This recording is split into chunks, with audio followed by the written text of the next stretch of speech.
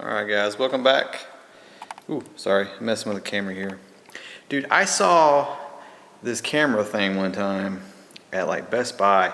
And I know I saw ads for them, and I'm probably can find one. I'm gonna try to find one. It's a damn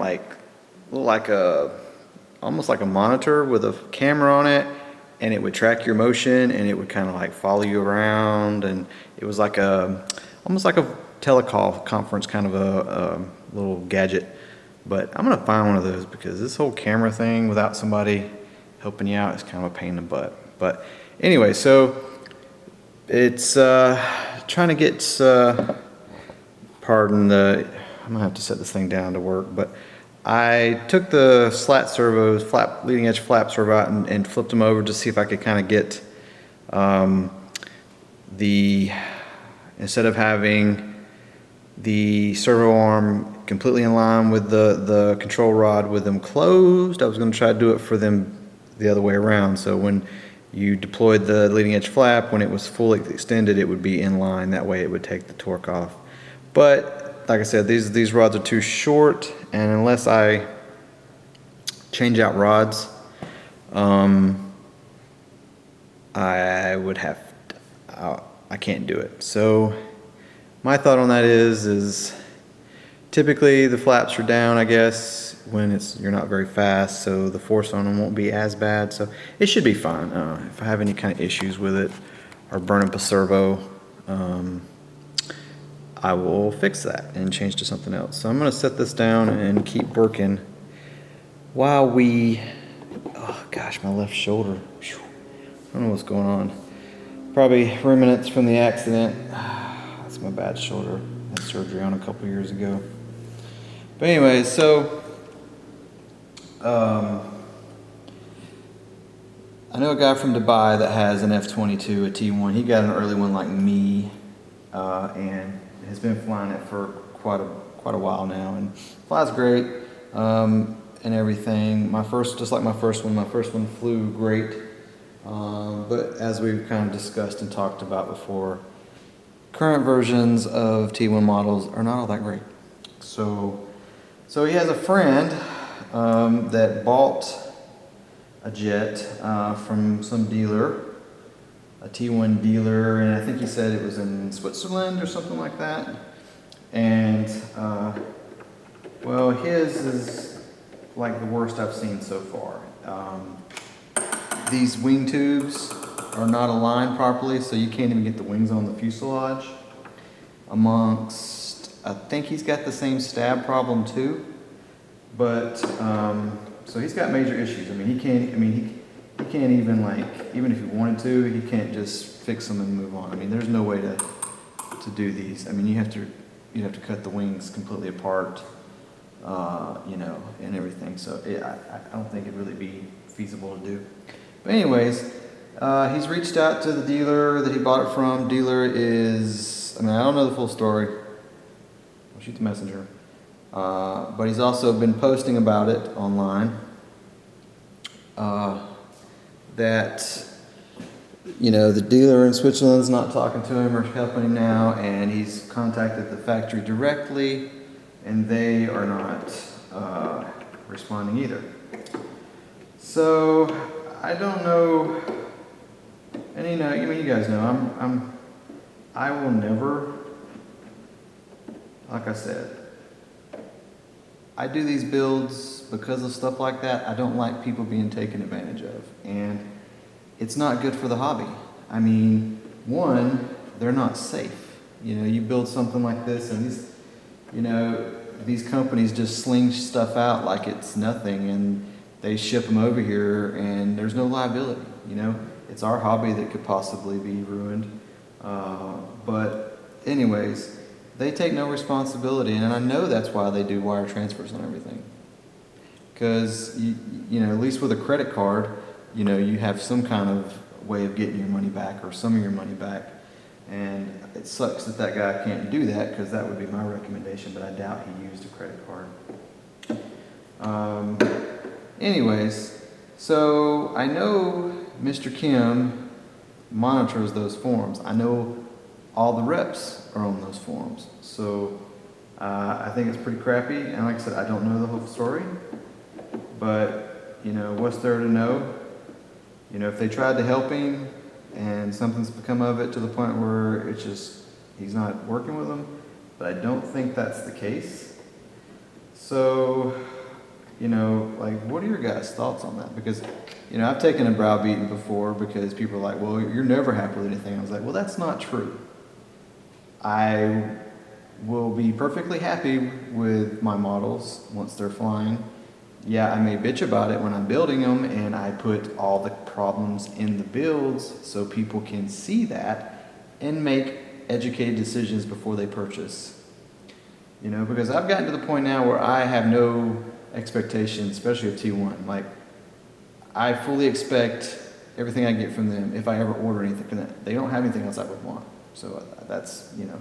But if they made something that I'm like, man, I got to have that, I'm fully expecting it to be a complete turd.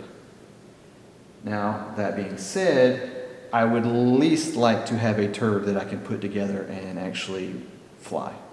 So, like I said, I know what I'm getting into now because I've pretty much, the only thing I haven't built is a carf. Built everything but a carf. I've built multiple models of all the manufacturers to the point where I have a pretty good idea what the problems are and what you're going to get. So when I buy something, like I said, I'm pretty sure I know what I'm getting myself into. You know, I say that, but there's times when even I'm surprised. You know, like that FA7 over there. Whew. I literally almost got out of the hobby over that jet just because it wasn't that I was going at it with them because I just quit talking to Dirk because of what he said to me. You know, don't call me, and I've already mentioned all that, I'm not going to rehash that, but, you know, it's just,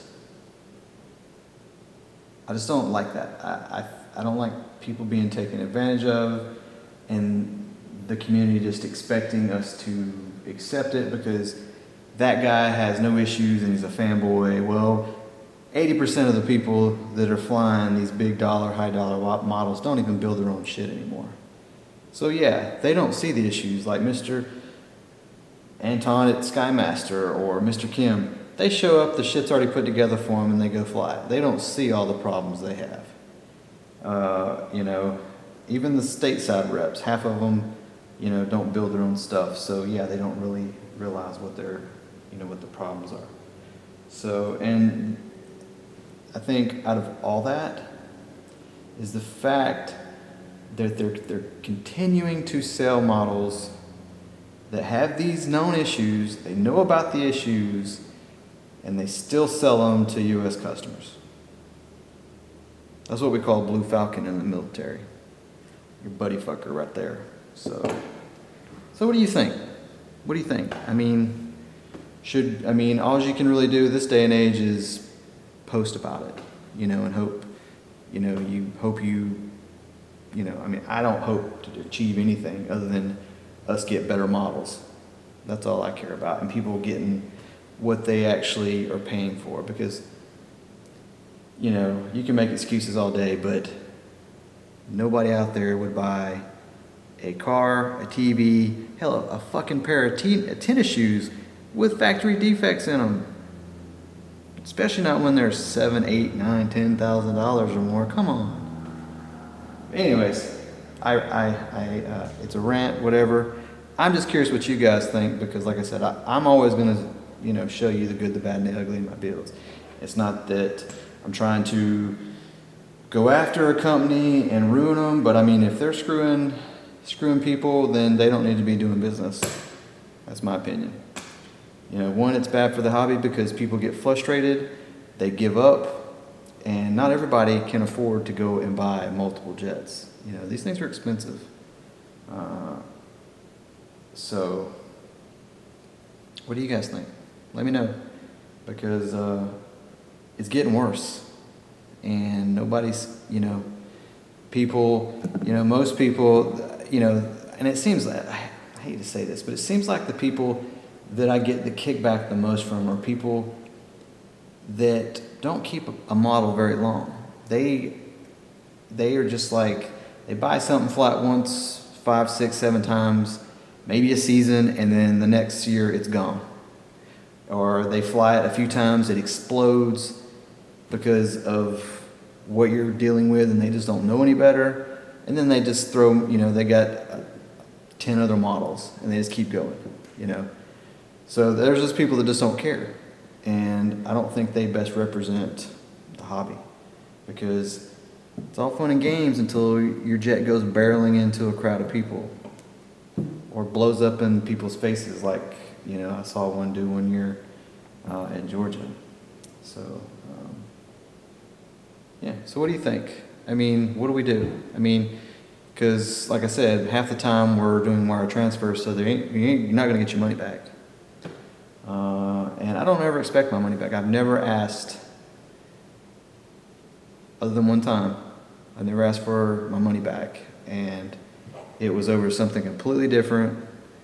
I ended up going to court over that jet. But, and like I said, these vendors, they're vendors. They're in it for the money. They don't give a shit about you. And when the shit hits the fan, they're just going to go radio silent on you. Happened to me, happened to this guy, it's happened to a myriad of other people, and I get it. There's always the disco wings out there that are nice in person, but once they get behind a computer, it's like they got another personality, and they're scammed, they're scamming people and cheating and screwing over vendors. I got it, there's always those problems, but there are legit people, good people that are getting screwed by these companies, and it's kind of aggravating. I know it's none of my business, but like I said, it's not good for the hobby, and I don't know what we can do about it, because like I said, it's getting worse, and I know the vendors aren't necessarily out to screw you, especially some of the reps. Some of the reps are good people, and they pass the information on, the issues on to the factory, but the factory doesn't listen to them. I hate to say it. If it works for them, for the 1 or 2 times that they make a prototype and they get it in the air, then it's good. That's just their mentality about it. They're just not, that's just how they see things. So, and you can argue with me over that till you're blue in the face, but dude, just what you see and what's happened in the past proves my point. So, and if you guys think I'm completely full of shit and way off base, let me know. But I just saw the guy's post today, and I was kind of trying to, obviously his English is not his primary language, I don't think. So I got kind of confused, and I guess he's just, like I said, I don't know the full story. It's just, it's becoming an issue, especially with the scale side. The sport jets, hell, they're a lot less complex, so they come out of the molds and they're almost done. But even the sport jets are not all that great. Like I said, it depends on the vendor, but yeah, it just sucks because it's a cool hobby, it's a fun hobby, and ultimately people just want to enjoy their models, and want to be able to trust them and not have all the hassles of frustrations that ruin it. Like I said, I just don't understand it or agree with it. And I keep my models for a long time, so if I have something that's not right or looks bad, and it's a bigger of an issue for me than somebody with deep pockets that does, like I said, they go through 20 jets a year, or just somebody that doesn't care about that, So, but anyways, I'm putting these leading edge flap servos back in, and I'm gonna jump on the flaps at that point. And try to get the wings, all the servos and the wings tonight. I did go back and I put this flap has a stop on it, like it won't go up at all. The flap I put on had a little bit, about an inch, where it would go past, full up. So what I went and did last night was I dropped a little bit of glue in there, kind of like they did, and made a stop, just based off of the glue and the cut in the flap. I had to go back and clean a little bit out because it wouldn't go full back down. But now that I'm done, it's perfect. and like I said, moving on to the servos.